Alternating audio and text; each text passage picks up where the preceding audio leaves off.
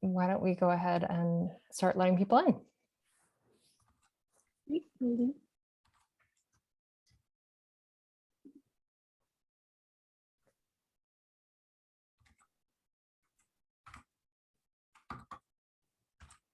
Hi, everyone. Thanks so much for joining. We're thrilled to have you. We're going to give everyone a second just to trickle in.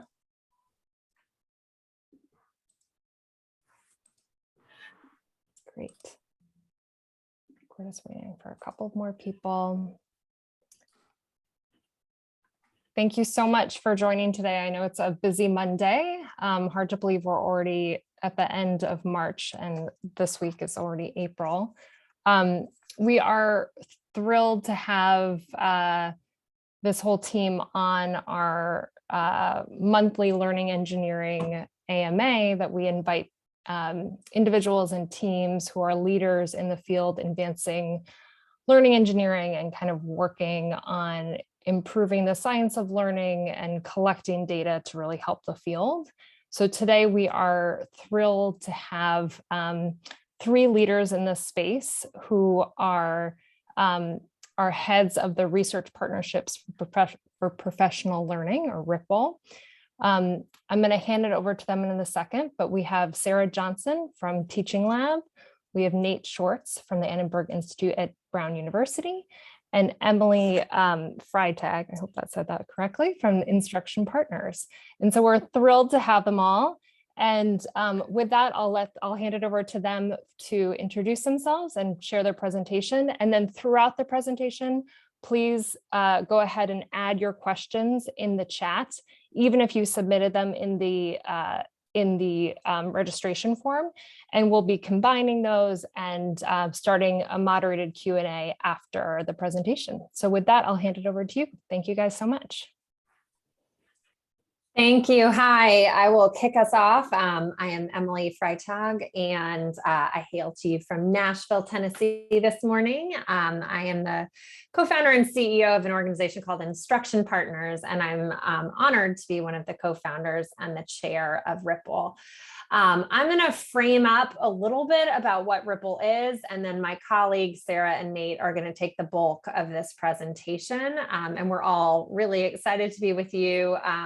RIPPLE is a new and sort of emerging organization, so we're really glad to have the time to get to know you all and to bring to you all what we've been working on. So Kent, if you want to share some of the slides. So we started RIPPLE because there are a number of organizations in the professional learning space, Instruction Partners, Teaching Lab. We are both part of a network that the Schusterman Foundation had been funding to come together. And we kept finding that the questions we were asking were very similar and that we wanted to have better answers to inform our own work.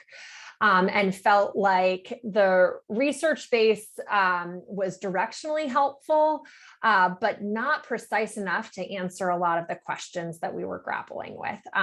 So the 3 of us here together are representing a much broader group. You can go on to the next slide, Kent, thank you.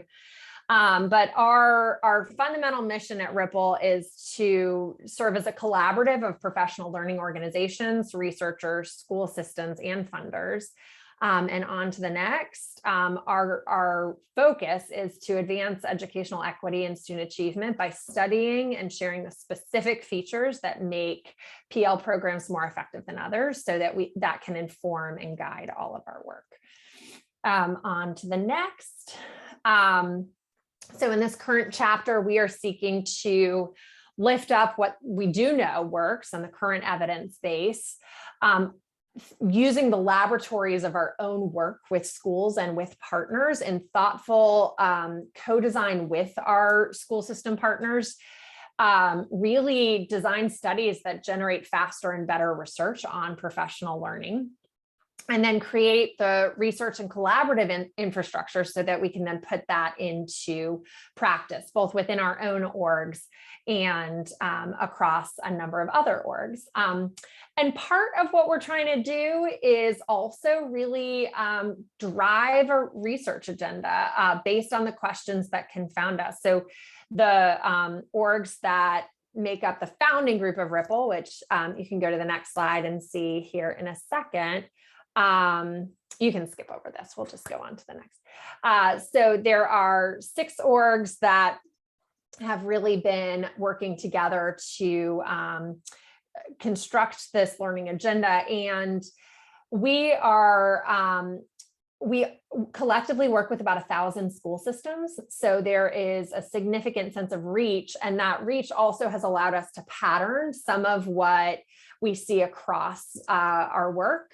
And so we tried to enter with both humility and courage. Humility in what we understand and what we know works, acknowledging that we're often working off of hypotheses, but also courage to design studies that will actually give us better answers and seek out really effective evidence to support the design. So on to the next. Right now, each of these orgs is represented in the design of all of our work, along with our research partners, the Annenberg Institute at Brown, and we simply wouldn't be here and wouldn't be doing this work without their incredible support. We have also now on the next slide expanded to include, we have a research council that of researchers who help design our studies. And then back one slide, we also have a number of affiliates. That's our research council there. And then we now have 30 affiliate professional learning organizations that have all signed on to really make sure that they're tracking what we're learning and to inform the work. And the affiliate group will be the group that would then also add on as we have more resources to conduct more and more research. So that is the high level view of what Ripple is, how we launched. And with that, I will hand it over to Nate. Thank you. My name is Nate Schwartz. I'm with the Annenberg Institute at Brown University. And I see a couple friendly faces on this webinar.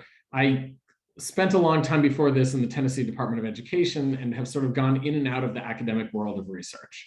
And the reason that is relevant here is that this work really started because we have a group of professional learning provider organizations who work incredibly hard, I believe, to make sure that they are data-driven, that they are evidence-driven, that they are using the findings, the learnings that all of us are putting into the field to create the best products possible.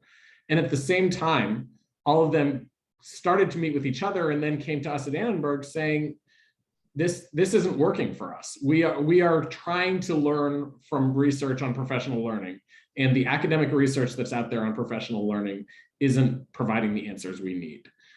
So what has been really fun about this project for me and for those of us at Brown is that we've had the chance to think about what's not being provided here. How can we all work together to create new answers? So if you go to the next slide, we started by meeting repeatedly as a group of organizations to try to figure out what are the questions, what are the organizational dilemmas that these organizations are all working through to try to make sense of how they create better professional learning offerings for districts, for schools that create better, stronger, more equitable outcomes for all the students in our schools. And we have a learning agenda that we've put out that is available on our website that starts to ask these key questions. We also spent a long time, and I'm not going to spend a long time on this slide because I think these slides will be shared. But if you go to the next slide, we also spent a long time trying to think about why is it that there is so much research out there, and the research that's out there doesn't seem to be answering the questions that these organizational leaders have. And so here's, on this slide, you sort of see our answer. And this is a simplification, of course, but it feels like a lot of the research out there on professional learning looks at a specific program and kind of gives a thumbs up or thumbs down. Does this thing work? And the thing is often a package of lots of different components of professional learning all at once.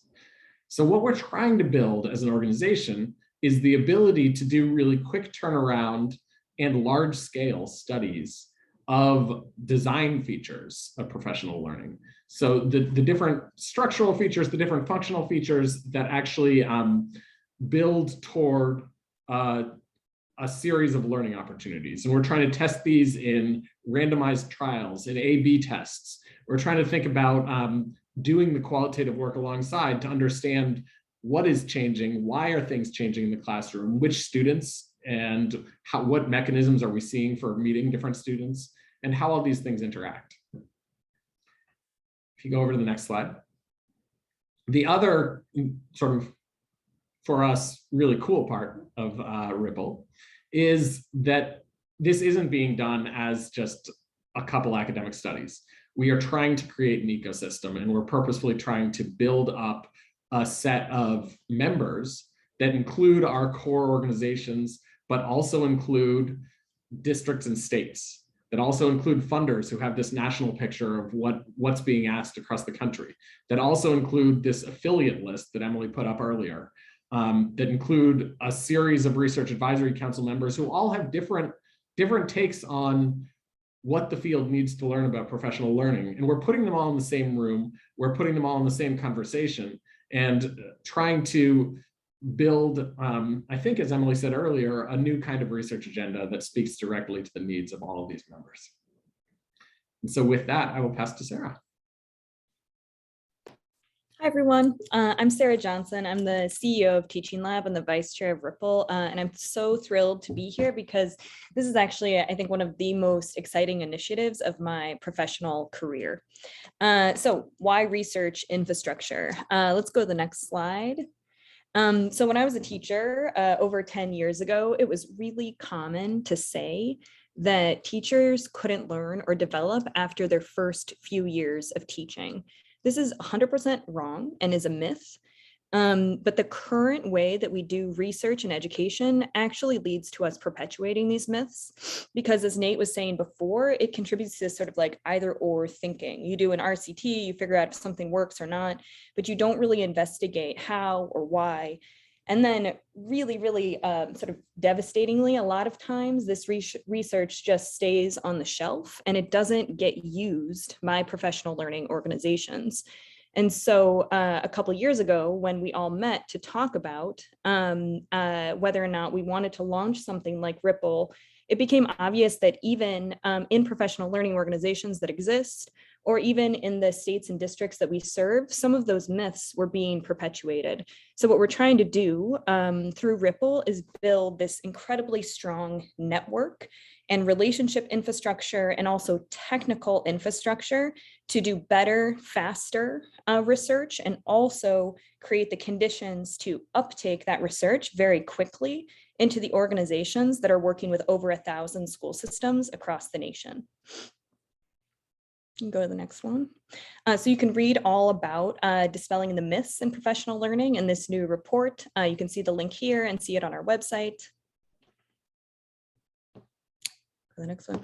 Okay, so the technical infrastructure that we're trying to build is all about, like I said before, strengthening the networks across professional learning organizations, researchers, our state and district partners, and also funders. But what does that really mean? Let's go to the next one.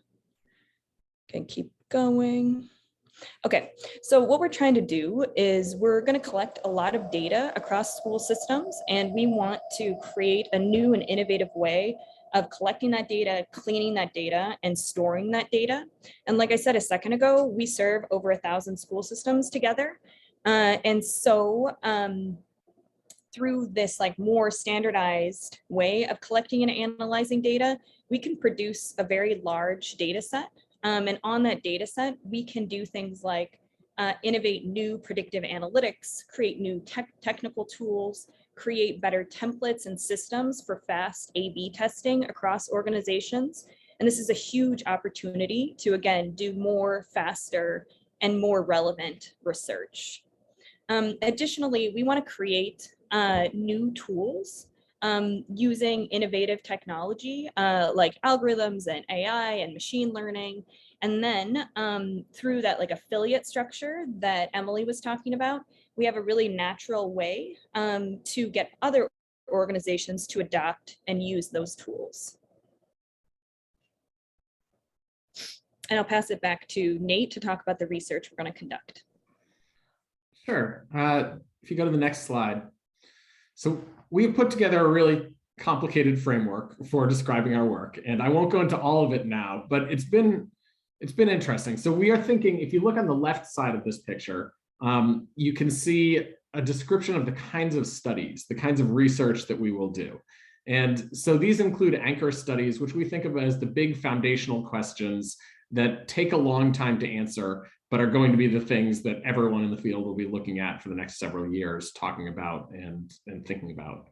And then we're trying to do as well, use the infrastructure we're building to do a bunch of quicker studies and a bunch of studies that sort of draw on the different strengths of different organizations in different ways. So we have this idea of shared micro studies that come from just small little tweaks in practice that can be done as rapid A/B tests. And we're thinking about contributing studies that where individual organizations are doing a single study within their organization, but pushing it back to the group. And this speaks to the question of how we all learn together. So how do we take the study that Instruction Partners runs in a few of its schools and make sure that that study, it becomes part of the shared learning that all of Ripple has in place. And so that moves us over to the right side of this framework, where we are building the ecosystem, where we're thinking about mechanisms for sharing what we learn from these studies and for putting it into practice and making sure that it doesn't, what we aren't generating are a bunch of just academic research papers. We're actually generating changes in what organizations do. And that, I think, comes from the right infrastructure. We are actively trying to figure out what the right infrastructure is. And I'm sure that there are many people on this call who have advice for us, and I'm looking forward to hearing it. But I thought I'd just give an example of this quickly. So an example of our anchor study, the one that we're starting up this fall. And the conversation that we've been having is that, as all of you know, states and districts have moved really quickly into the world of high quality instructional materials. And there's a lot of energy and a lot of excitement about things like the science of reading, about getting new materials into the hands of teachers. And everyone who talks about this agrees very strongly that the material is not the thing itself. What matters is the way that teachers learn and enact the materials.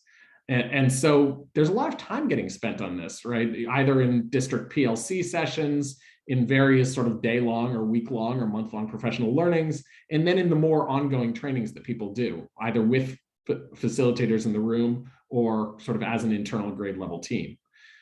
And what has become incredibly clear to us is that while that time is being spent, we don't know much about how that time should be spent. What are the right things to do in order to prepare teachers to teach a new curriculum, to learn new instructional strategies?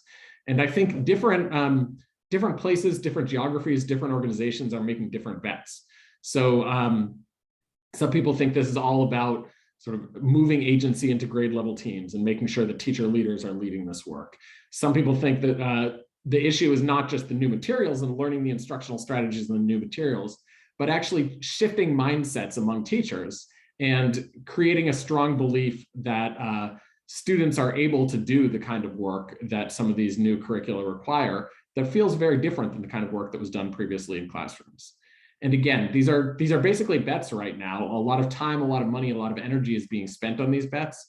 And so what we are doing now across organizations, and so all of our organizations are working with specific school and district partners, identifying the part of these questions that they can answer in specific places. And then we're taking that larger study and bringing it back together to inform all of us. And so that has been the key work over for the last several months, and we are working toward actually launching this as a study with the fall school year.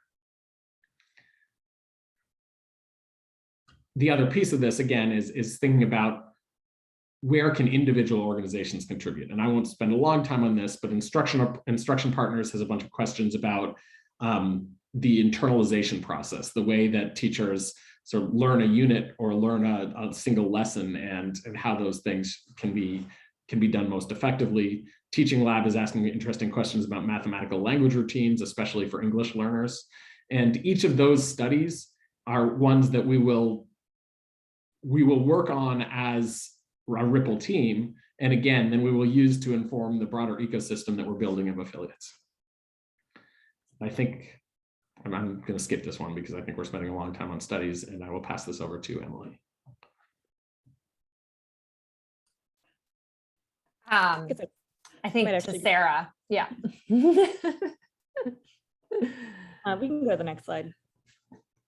All right, so in summary, this is the sort of measures of success of our research infrastructure work. And so again, we want to establish large and linked data sets that connect a unique teacher outcome data, teacher data on practice, mindsets, content knowledge, experiences, et cetera, to unique student data through these data sharing agreements that we're establishing with our school, district, and state partners. We also want to improve the measures that we're using to track professional learning effectiveness. Also welcome feedback from this group on that. We're also going to employ innovative approaches and use new techniques like natural language processing to analyze, for instance, teacher observational data. As a result of this, we think we're going to have improved research design across the researchers, across the organizations, and across the schools, districts, and states that we serve. And when we get that research into practice, we will also be able to improve our programmatic design, and again, in a way that will be a lot more efficient than if we were all operating alone. We also aim to create innovative technical tools that can make our A/B testing and rigorous research more efficient and effective. We also plan on adopting existing tools and also using this giant network of organizations and affiliates to get these amazing tools into use. And then finally, we aim to, even this year, open up research data sets to large groups of researchers over time, starting with the Research Advisory Council that we talked about a second ago, but then extending out of that community as well. We can go to the next slide. Yeah, so I think now we open it up for questions. Great, thank you so much. We've had a lot of wonderful questions in the chat. I think I'll start with one of the questions that we received in the RSVP form, just because I think it's a good segue. Justin Reich, do you want to share your question that you asked? And I'm also happy to remind you if it's not fresh. It's long gone. It's like 3 pandemics ago that I wrote, but I'm glad that you found it useful. But please go ahead and ask. Yeah, so I'll ask and then I'll hand it over to you to kind of share more. But you just were asking for a little bit more information on how researchers could get involved. So I think this has already been covered a little bit more, but if you want to kind of clarify and see what share additional information, what would be helpful, that would be a good segue. Yeah, well, I mean, some of the way this has been framed thus far, which has been really helpful, is something like, here are a set of questions that we have and we want to ask. It'd be interesting to hear about how you imagine this group involving other folks who have the interest in those same questions, and then to what extent are you looking for other people to bring in, other kinds of questions or other kinds of directions. Thanks, Meg. To some degree, that is still being actively answered, right? We have this initial Research Advisory Council that we pulled in, and we want the discussion to broaden way beyond that. And that means both each organization in Ripple is asking its own series of questions that we are trying to, as a research partner, play a matchmaker between their questions and the researchers who study these types of questions. So I think initially the easiest way to do this is, if you or anyone else on this call has an interest in any of this, we should just connect afterwards. And I would love to have that conversation with you and understand the kinds of things that you are most interested in and would want to connect with Ripple about. But more broadly, we think that soon, as we start to collect better data sets, as we start to create a better infrastructure, it won't be just this small research advisory council. We'll actually have a whole network of researchers that we're working with that are taking on individual pieces of this. And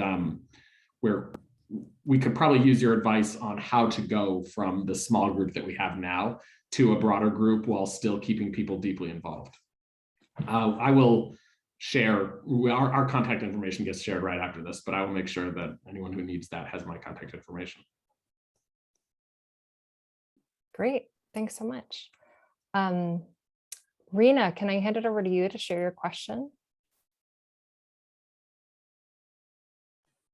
No, because I'm in bed. Can I read it for you? Yes.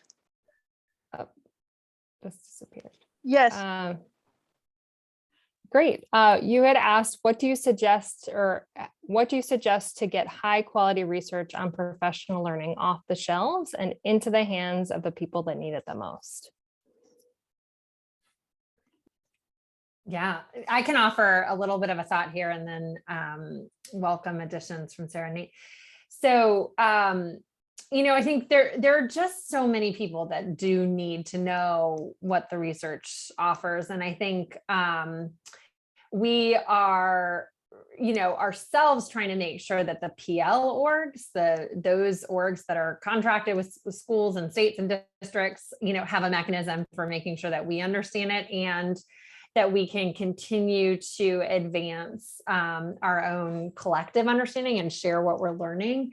So I think it's like the $1 million question in so many ways. And even just this myth busting report, which I know we've linked in here, was sort of eye-opening to practitioners and to PL orgs as we've engaged around it. So I think what we're trying to do is add to the ecosystem that exists. Certainly we're not operating in isolation, but we as PL orgs didn't have a mechanism for both continuously refining that understanding and adding to it.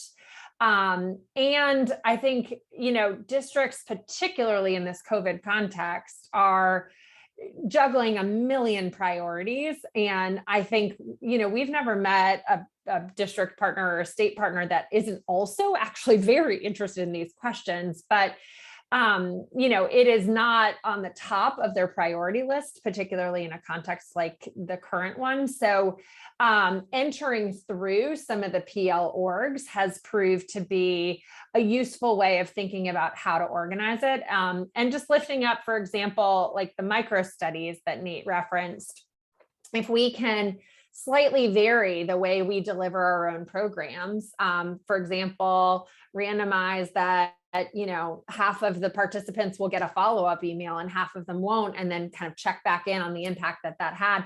That's a very easy way for us to sort of continuously improve and fuel the continuous improvement of our own work. I think all of the PL orgs involved are very low ego about trying to add to the learning, because it's better, if Sarah can learn one thing and I can learn another and we can share, we can learn faster than if we're all operating in isolation.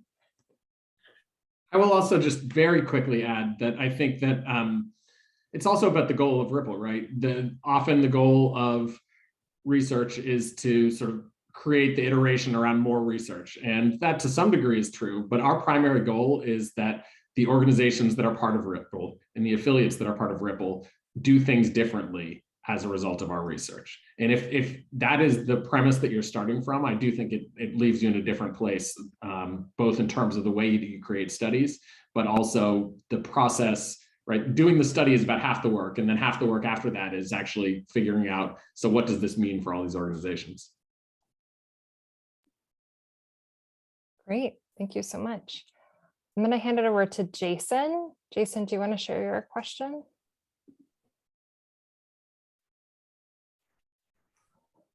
Sure. First off, I just want to say thanks for the opportunity to be together. This is just really exciting. I'm really excited to hear what's happening. I'm sitting at the Carnegie Institute right now, and everybody's talking about systems and teams and structures and all these things, which I think are like really important and we would say are maybe necessary, but also not sufficient. And on the other hand, you know, helping teachers learn new forms of practice often requires like intensive PD and coaching and things like that. And I'm wondering about, in a world where we have a limited amount of resources, how do we, what's the right balance to, in terms of resource allocation, working on systems versus working on kind of close in to practice work with teachers? Yeah, I love this question, Jason. So I had a mentor in grad school, and what he said is that a system level leader needs to think like a fox and a hedgehog. And a fox thinks about fox thinks about many small things, and a hedgehog thinks about one big thing. So to me, my answer, the answer to your question is really a both and I can give an example of that as well. So one of my favorite Emily Hanford articles is about a system level leader in Bethlehem, Pennsylvania, who didn't know about the research on the science of reading. But then when he learned about it, and the science of reading research is very specific. It's about small things, right? Like it's about what a teacher does with students in a classroom. But he was a system level leader. And when he learned about that research, he changed the way that he organized his systems. So he changed the way that he funded professional learning. He changed the partners that he had. He changed his resource allocation systems, et cetera. And so I think there is a relationship between very specific sort of like small research that happens at the instructional core and then the systems that you organize around that. And so simultaneously, I think, right, like if you don't have the culture, which is also related to systems in your school or in your school system to result in the uptake of those evidence-based practices, then, you know, you can accumulate all the evidence that you want, but you might not be able to get teachers to change what they know and do. So again, I think that's another example of how a school system leader's role is also really vital when we're trying to get new evidence into practice. And I mean, that's why at Ripple, what's so crucial are those relationships with school leaders, system level leaders, and state leaders. Because if those relationships aren't strong, then again, all of this research is for naught because those people aren't going to want to use what we produce.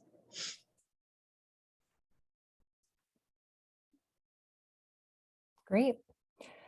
I want to hand it over to Robbie now, who had a great question. I know, Sarah, you kind of already addressed it a bit in the chat, but Robbie, do you want to share your question?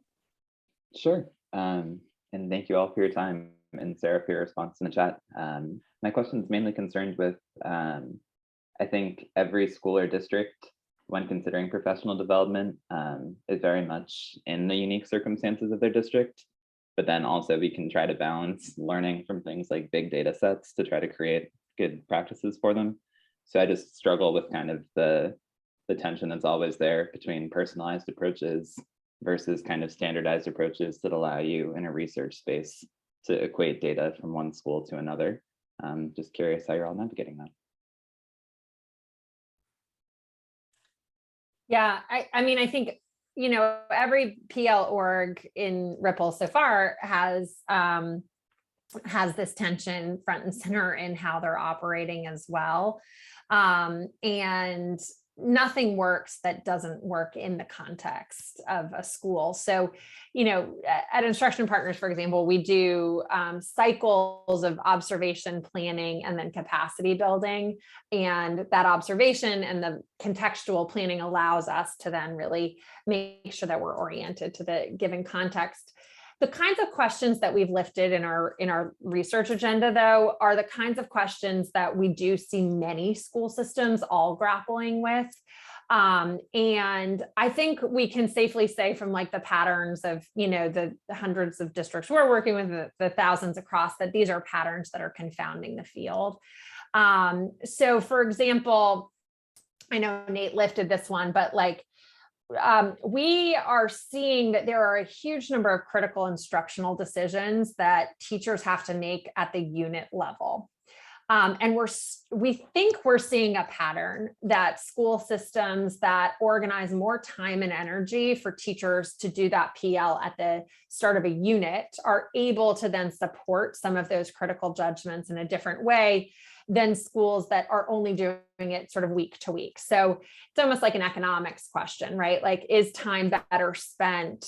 If you can only get 4 hours of sub time per semester, do you kind of, trickle that out, or do you do it at one point in time?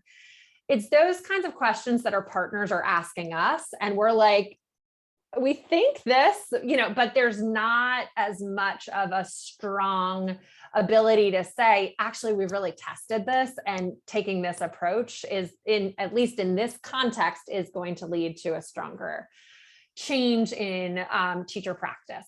So it's that kind of a question that is equally confounding across different contexts, that we think we as a field would benefit from better information around.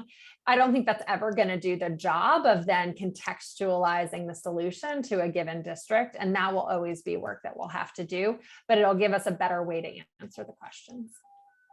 And there's not necessarily one answer, right? As Emily said, it both needs to be contextualized, and we need to find some answers that go across districts. So in the myth busting report, we quote some research that deals exactly with this tension. The idea of how closely do you need to adhere to sort of implementation standards for a program that has been nationally developed and tested, but is being put into place in one specific geography. And there are a series of really, really great studies out there that I think have led us to the conclusion that what you need are what we call adaptation with guardrails. The idea that initially, if you give teachers a new program that they are, or a new set of materials or whatever it is that they are taking off on, it helps to have them learn the structures as those structures have been put in place by the developers. But you actually see stronger student outcomes over the long term if later on those teachers are given the ability to adapt and contextualize. Both things matter, and you can get to stronger outcomes with some adaptation, but beginning from a research tested program rather than beginning from kind of something vague that teachers have to reinvent in each district, in each school. And just to put a connection point between that comment and then some of the study design, for one, N count is an issue for each of our orgs. And what's interesting about doing this research together is that we can pool our N counts in a way that allows us to power better kind of understanding. That at least is the theory. The other reality is that, I think for many PL orgs, we have like some people that have a good sense of research, but having like this shared language for how to set up a study and how to actually think about the variation in treatment and think about like sort of the different choice points for where you could randomize or how you do it on a delayed basis, like that is all really kind of incredibly powerful for our own orgs and the people in our orgs, because it gives us within our org and now across orgs this language that we can use to actually talk about how we're learning, which I can at least speak for instruction partners, we really didn't have in the way that we have now with Ripple. Great, thank you so much. We've gotten a number of questions in the chat, kind of focusing more on what you're measuring and kind of how you're designing the studies in terms of measuring the effectiveness of the interventions. So I'll hand it over to Hannah first. Hannah, do you want to share your question? Sure. I had asked, let me scroll up in the chat. Oh, Sarah responded as well. But I had asked, how are you and your partners addressing emotional and executive functioning needs related to or alongside academic implications of the pandemic? And the question there was like the how. Sarah responded with like, it's a part of both their intervention side and then also the assessments that they're they're getting experiences or data back from both or all stakeholders, I guess, so kids and teachers.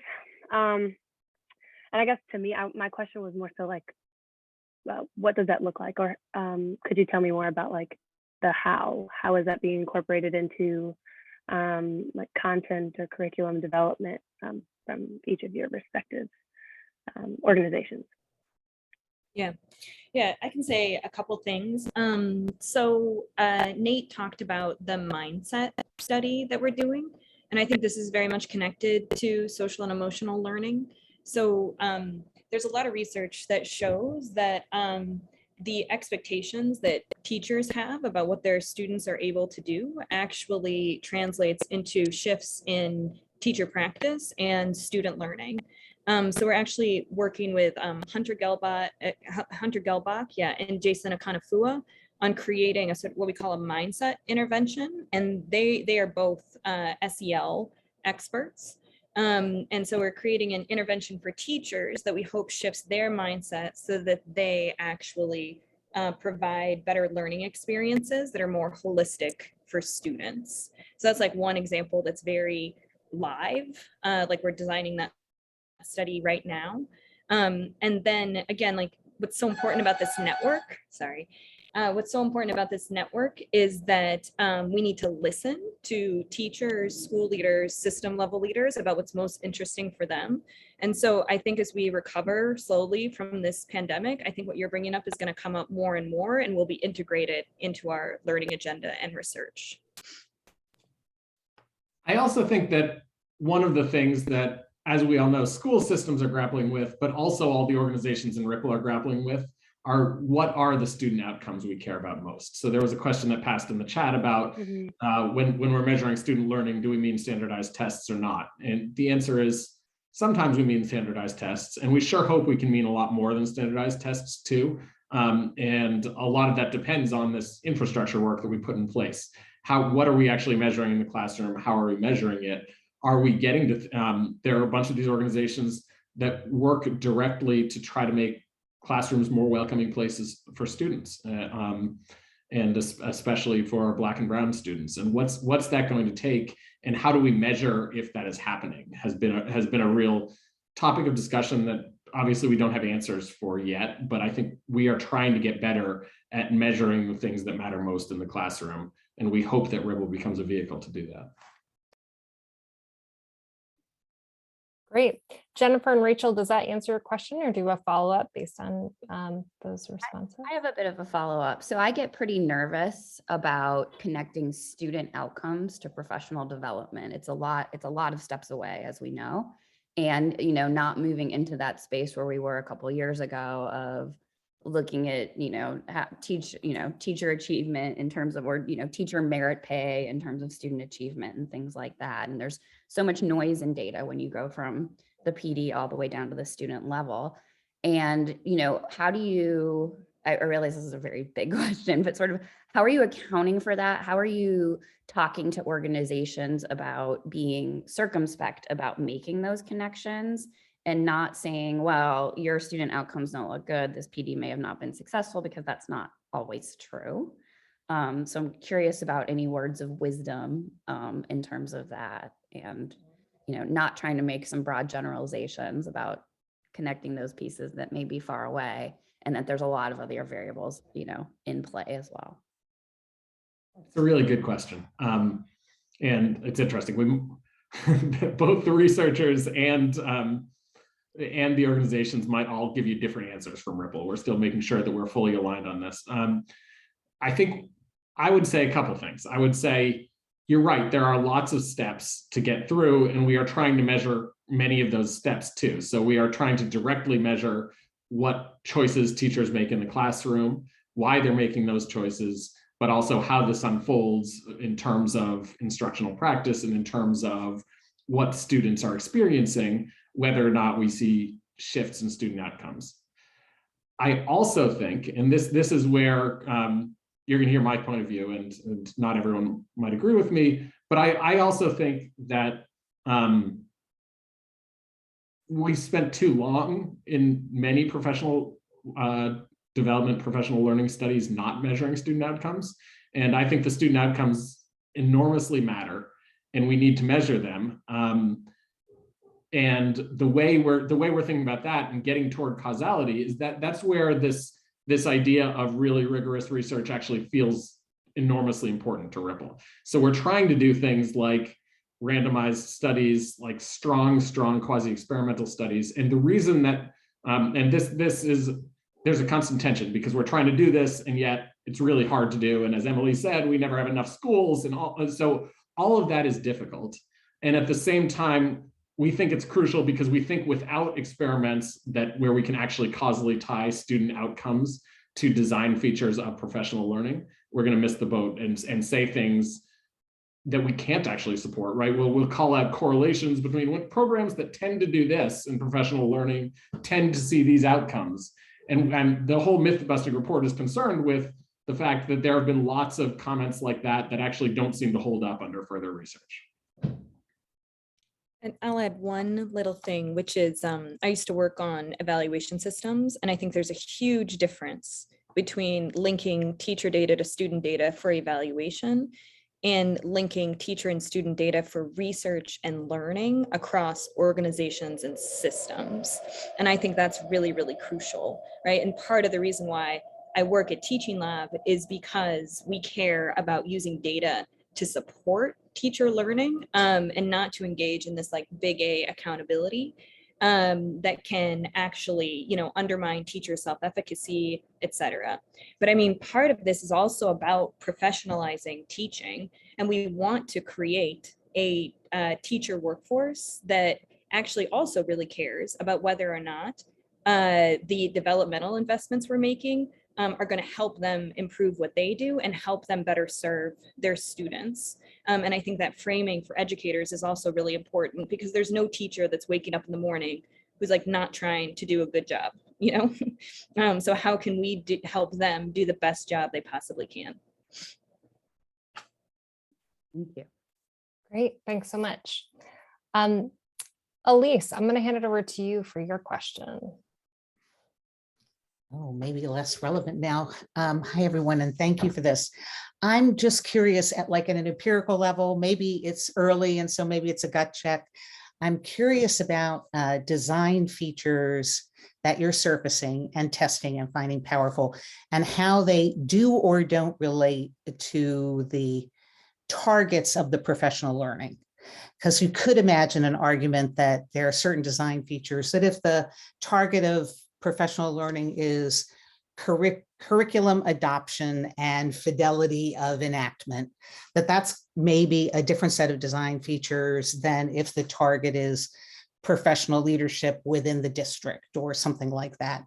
But your example about time seemed to be an interestingly generic, let's say, relatively generic observation about the relationship between time for professional learning and kind of the internal cycle of activity, like beginning of a unit or something like that.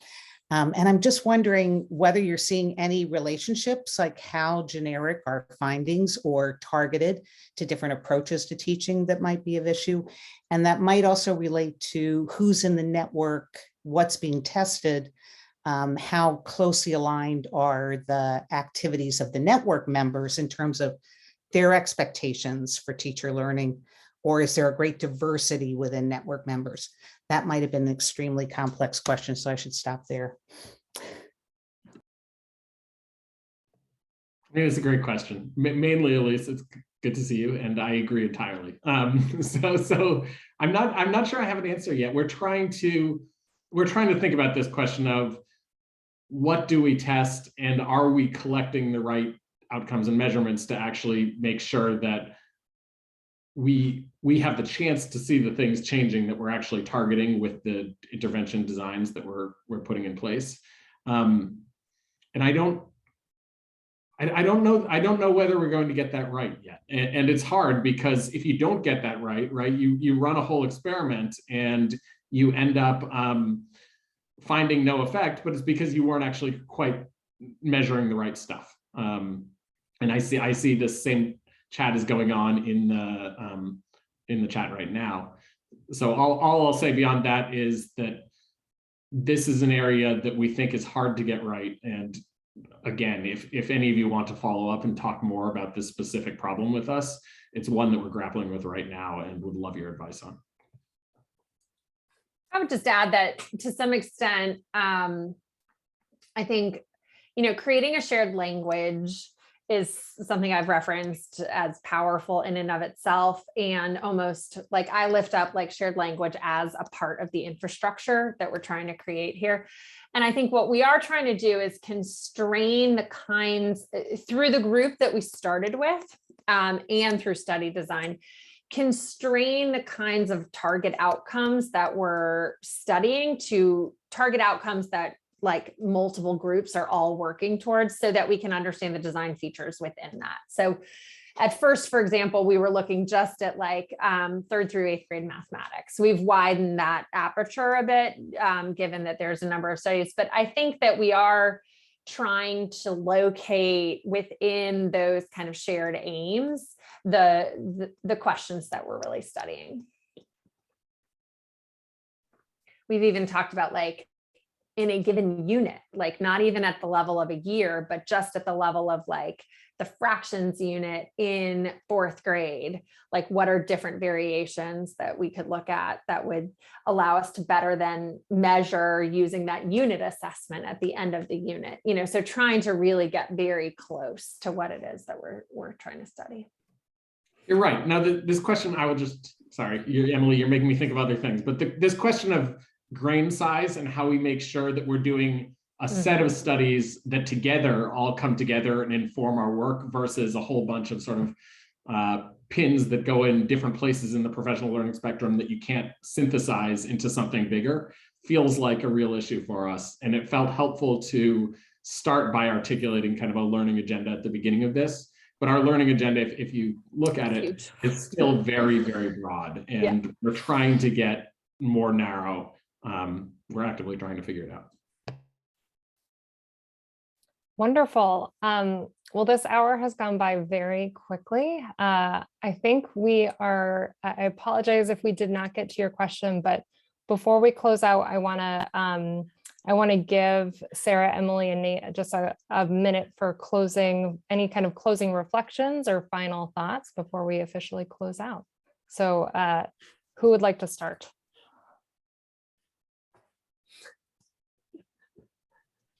I can start. I think one thing I wanted to add to the conversation we were just having is how incredibly important it is to listen to the voices of educators, school leaders, system level leaders, etc.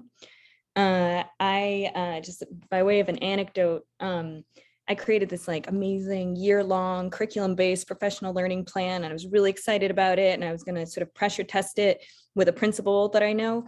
And he was like, I tried some of that and like, that'll never work in my school, And so that's what we're trying to do through Ripple, is this combination of listening to people on the ground to determine where to focus in our learning agenda, and actually learn from their experiences doing some of this work, and also simultaneously wrapping rigorous research around it so that we learn collectively as a field.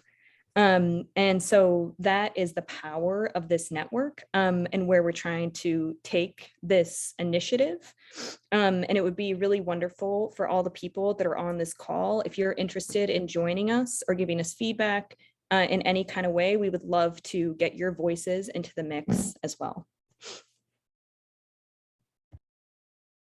The other thing that's been really fun about this is that it feels like there's a lot of excitement from the field, right? We put out an application for affiliate organizations, unsure whether anyone was going to apply at all, and now we have 30 affiliates, and so we're trying to make sure that we are bringing in enough voices and finding ways to make sure that everyone's getting the chance to contribute and contributing in ways that make us all smarter. Sarah has a great tree root analogy that she uses to describe the network we're trying to build. But even the questions on this call have just brought home how much knowledge there is about all of these questions that we should be connecting better on. And we're hoping that Ripple can become the vehicle to do that. So again, please get in touch if you'd like to be involved. Yeah, I will just close by sharing my enthusiasm as well for Ripple, and it has been fun and exciting to work in such a cross-sector kind of way with lots of colleagues whose voices I hope we could just bring a part of to this call. But I think for me, so often conversations about education and instructional improvement can like sort of toggle between the slippery, the hopeless, and the ethereal, you know, where it's like we're talking about these big ideas of practice and how do we change them at scale in a way, and it can all feel very hard to pin down. And I think what I appreciate is like we have a lot of questions. We don't have enough resources to answer all of them right now. We have to be smart about where we start. But these are answerable questions if we can put our minds to them, and like, let's answer some of them so we can then go on to the next round of questions. And it does feel like Ripple is helping to at least try to contribute to that shared knowledge. Wonderful. Well, thank you so much. We just are thrilled that Ripple could share today, and a huge thanks to Emily, Sarah, and Nate for sharing their time and their generosity for sharing their contact information. We will share a recording of this if you're interested for those of you who join, so we'll send that out tomorrow. And we definitely encourage you to participate in future AMAs, which we'll promote on the Learning Engineering listserv. If you're not already a part of it, we'll put that in the chat. But just a huge thank you to all of you for being here, and a special thanks to our speakers. So with that, I'll close out. Thank you guys so much.